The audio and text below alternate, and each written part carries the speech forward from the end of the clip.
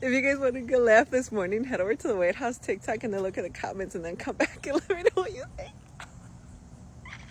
So the White House made a TikTok page, and as soon as I heard about it, I immediately blocked it because I don't even want it showing up on my For You page. Donald Trump's meme director, good old Billy, said he's out. Like he literally quit because the new White House TikTok account got uploaded with Epstein comments. Like people aren't holding back. They are coming in full force.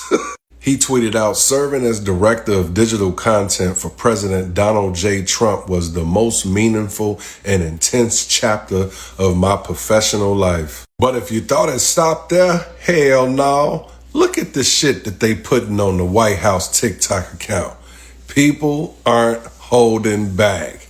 Count me out. If they could arrest a lot of motherfuckers, it'll be a whole lot of people going to jail. Hi guys, my name is Mercy and you're welcome back to the channel. Thank you so much for clicking on today's video. I really do appreciate all your love and support towards the channel. It really means a lot to me. So guys, the White House is officially on TikTok, and let me tell you, people are not having it. The comments are brutal. Folks are blocking the page, saying they don't even want the White House showing up on their FYP, and it's already chaos in the comment section. So let's get into how people are reacting to this. I'll be right back, guys. The White House is joining TikTok.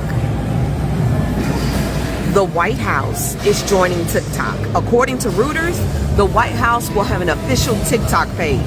That is sounding alarms across the board because no federal officials are supposed to be on TikTok. The government is not supposed to have a fucking TikTok page. When they join, y'all, block they asses. You do not want them to have access to your fucking page.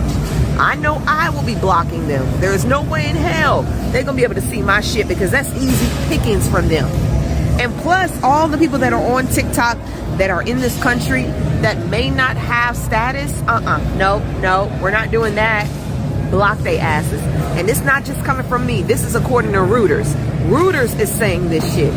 I will definitely be blocking them. And this just shows that TikTok is about to be bought by an American entity, American company, and shit is about to be changed and regulated. I will not be on this hoe come a certain time because there's no way in hell y'all gonna tell me what I can and cannot post. It's time to speak up. If I had one wish right now, it would be that Donald Trump stay up all night reading the comments on his new White House TikTok page. If you guys haven't been to see the White House TikTok page, just a few minutes ago, they had 2 videos posted and the comments do not disappoint. Way to go, America. You understood the assignment. And let's just all hope that Mr. Trump spends the night. We know he loves to be on social media in the middle of the night. Hope he stays up all night reading the comments. That would be, the one bright spot in this apocalypse. So go love your neighbor. All y'all going to jail. Every single one of you are going to jail. So I'm just waking up and I'm seeing everybody commenting on a White House post and then commenting on my post saying that, oh, I went over and commented after I saw your post. I just want to make it very clear, I did not instruct any of y'all to go comment on that White House post.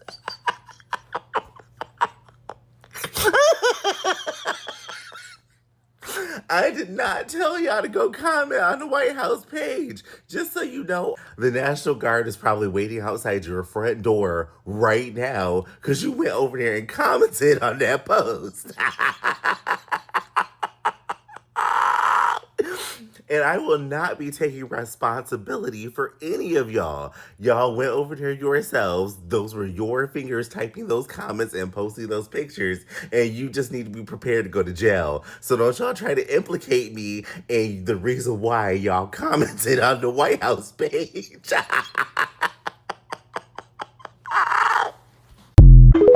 So the White House made a TikTok page, and as soon as I heard about it, I immediately blocked it because I don't even want it showing up on my For You page. However, I then saw a video talking about how bad their comment section is, so I had to go and block it. And so in case you're like me and immediately blocked them, I would like to show you what it looks like. And the first video you see was 47 minutes after it was posted.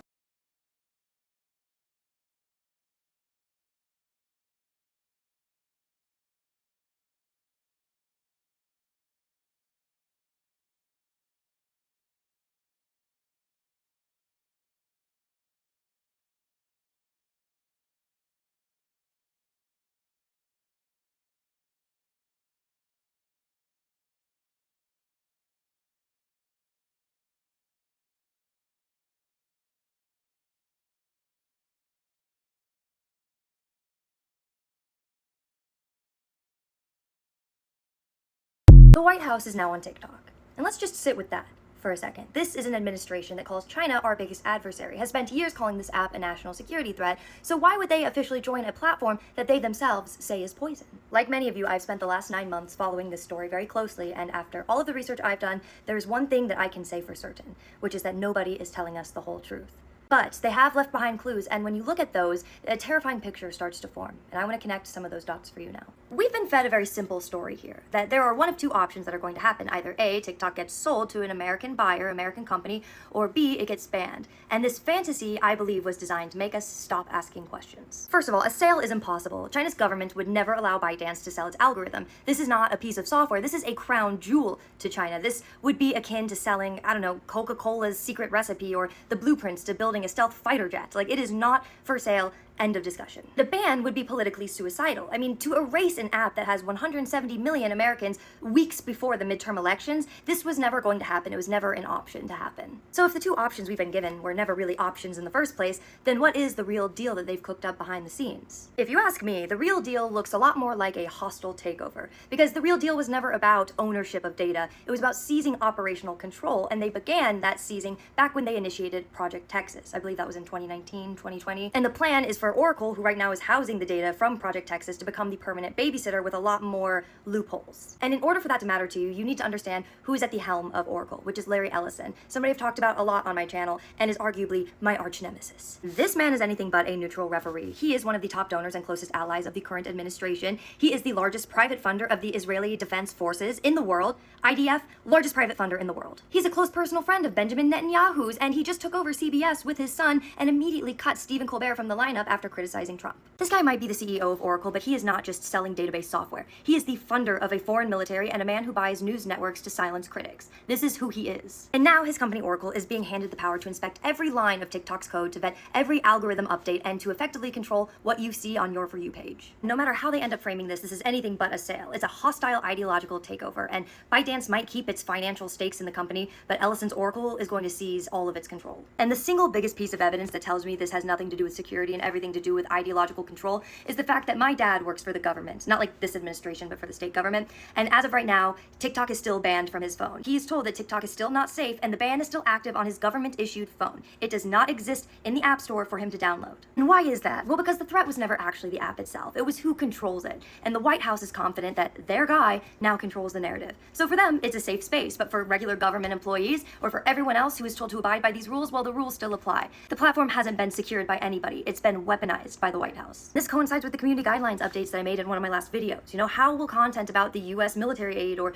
the war in Gaza or campus protests, how is that going to be handled under the new rule against undermining trust in official institutions? When the kill switch is flipped during times of unrest, whose definition of unrest are they going to use? These new guidelines already target unedited media from civic events. Whose narrative is that going to protect? What does unedited media even mean? This isn't abstract either. It's about a platform that is central to global discourse and being guided by the hand of a man who has a very well-documented history and specific and powerful geopolitical alliances. So what does this mean for you and me? Well, I don't have any access to any internal memos. I can make some seriously educated guesses here. The algorithm is changing. You've probably already noticed it. I know I have. I'm talking about in the last 3 weeks, I've noticed videos that are more repetitive in my For You page. Like videos that I've already liked and saved are showing up again a day or two later, when that never happened with the old algorithm. Also, my audience is a lot less global. It's primarily US based. I'm hardly reaching anybody outside the US now. And the US version is likely already been surgically separated from the global algorithm. We're probably already lobotomized into a safer version that's easier to control. I don't think we're necessarily getting a new app. I think we're getting a new reality.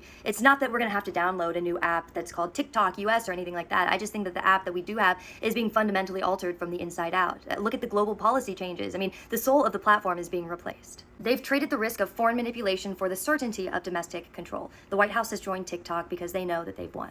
So start following your favorite creators off this app. I've put a link tree in my bio for my Substack and for my YouTube channel, both of which I'm going to be a lot better about posting on, because the independent and organic space that we've built here is being turned into something else entirely. The Americanization of TikTok looks a whole lot more like the ideological alignment of TikTok. It just keeps getting worse for the Trump White House TikTok. Take a look at what is happening. Probably saw the Trump White House is now on TikTok, and it is not going well. Every single video has been ratioed, including this one where the ratio is double the number of likes. The comments are really the best part. The good people of TikTok are really showing the White House a good time. Of everyone from the biggest political creators on this app, like Aaron Parnas, who has the top comment on this post saying, "Where are the files? Will you release them?" People are spamming them with memes and photos like this. And don't forget this. Or how about this one? Also, people are commenting and posting pro Gavin Newsom comments. Look, we need more of this energy online. I feel like all the time online, the right is trolling, the right is dominating these spaces, and so we have to do that back. It's not about giving them more engagement, it's about showing them up on a platform that they think that they own. So go ahead, go to their page, post a meme on there, and let's add to that ratio. Amazing work, everyone. What is going on? Help me make sense of this. I thought this app was going away on September 17th. A plan that Trump put into motion, by the way, via executive order back in August 2020, claiming it was a national security risk, that China was going to exploit our data. Please, we all know that corporations collect and sell our data, and if China really wanted it, they could buy it from US companies. It's pretty obvious that GOP wanted to control the narrative, and it was very difficult when fact-checking happens in real time. But now the White House has entered the scene. They created an official account. But why? If this app is going to be banned in less than 4 weeks, it doesn't make sense. The timing is suspicious, right? What do you think? Is the app staying? And what does Trump know that we don't? That's the question. Leave a comment below and follow me to stay in the loop. If you're looking for some amazing entertainment, go follow the White House. The White House has just put an official page together on TikTok. Why? I don't know. Now, here's what would be awesome. What would be awesome is if they put together a TikTok page to inform the TikTok community, to keep people abreast of what is happening in the White House, to be politically correct to an extent, right? Professionalism. You'd expect presidential presence on that page. Now, check this out. I was the hunted, and now I'm the hunter. You better comply, because otherwise you're not getting any federal funding. See you in court. Every state, good, I'll see you in court. I look forward to that. That should be a real easy one. You don't have the cards right now. With us, you start having cards. And I like Canada very much. The comments.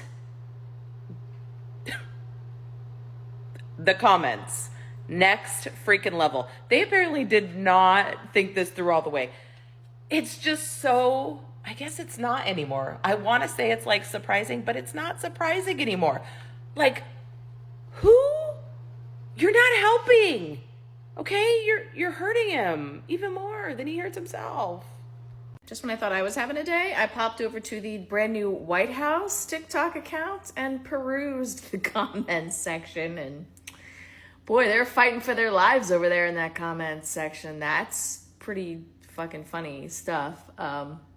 Guys, unclear what's going to happen with TikTok at this point. They're selling it. It's becoming M2. They changed all the guidelines, the community guidelines and stuff. I get so many more violations now than I ever have before for totally innocuous stuff, right? Even my historical posts.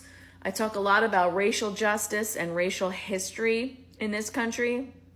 I've had several of my posts be taken down for discussing historical events, which of course is the exact same thing they're trying to do with this whole Smithsonian revamp. You know, their goal is to rewrite history. This is authoritarianism 101. It's fucking basic. You gotta paint yourself as the good guy. And part of that is making sure that the correct, appropriate history is being told. So they don't want us sharing information with each other. They sure as hell don't want any kind of damaging propaganda out there about the white man. So they're going to get rid of that. And now they're just guns blazing over there in the comments of their TikTok account. Listen, I mean, do what you want, obviously, but just tread lightly. I'll say that. Tread lightly. Careful over there in the comment section. It's shark-infested waters. So, if you guys want some interesting reading today, grab a bucket of popcorn the White House decided to join TikTok. They might not have, they should have done that. They are being, oh my Lord, jeez. Yeah, just grab a bucket of popcorn, check out the White House's TikTok account, and read the comments and the posts from not the White House, but the users of TikTok. Holy cow. The White House should not have done what they did. Because it is pretty flippin' hilarious. They're giving the Trump administration a little taste of their own medicine. So, yeah, it's pretty entertaining. Go check it out. Go check out the official White House TikTok account. Have a good day.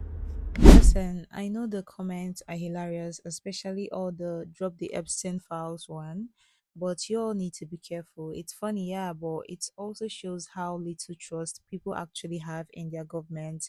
So laugh, but don't forget what's really behind those jokes. Stay sharp and be careful, because see, what is actually crazy about this is these are the same people who try to ban TikTok, claiming it was a security risk and it gave China too much access to Americans' data.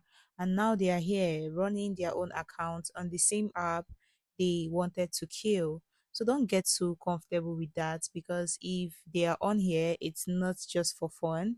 It could be a way to gain more access, track accounts, and control narratives. And if they control the space, then freedom of speech on this app won't be the same. So laugh at the comment, but don't forget what's really at stake. Now that's all from me today. Thank you so much for watching this video if you made it this far. And please don't forget to like the video, drop your thoughts in the comments, and of course subscribe to support the channel so you do not miss the next one. Bye.